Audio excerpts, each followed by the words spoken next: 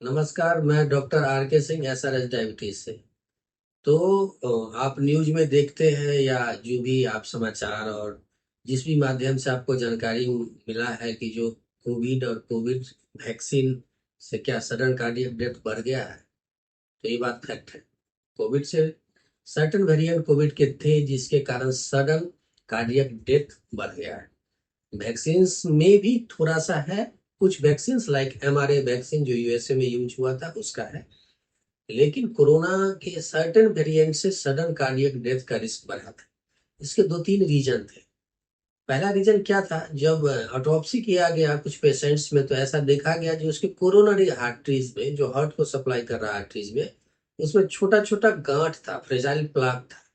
और जब इस टाइप के लोग जब हेवी एक्सरसाइज करते हैं या कोई हेवी काम करते हैं तो फ्रेजाइल प्लाक जो है टूटता है और कोरोनरी आर्टरीज को ब्लॉक कर देता है और सडन कार्डियक डेथ होता है। एक रीजन ये था। दूसरा फैक्टर ये भी है कि जो आपके रिदमिसिटी का जो हार्ट का पॉइंट है उसको भी सर्टेन वेरिएंट के कारण इफेक्ट पड़ा।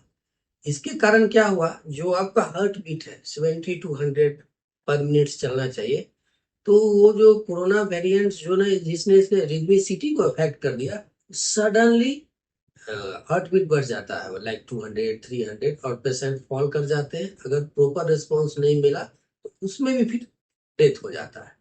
ये दो फैक्टर है जो हमारे हार्ट को प्रभावित किया। और एक तीसरा पॉइंट ये भी है कि थोड़ा मायोकार्डाइटिस भी हुआ है इस कोविड वेरिएंट से।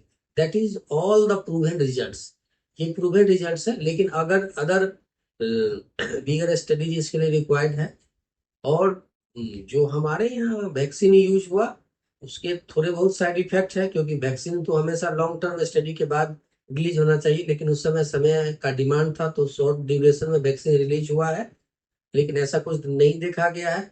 लेकिन कुछ एमआरए वैक्सीन जो यूज हुआ था यूएसए में और अदर यूरोपियन कंट्रीज में, उसके कुछ प्रूवन रिजल्ट्स हैं जिसमें हमारे हार्ट को अफेक्ट किया है। तो इसका ध्यान रखें। Thank you.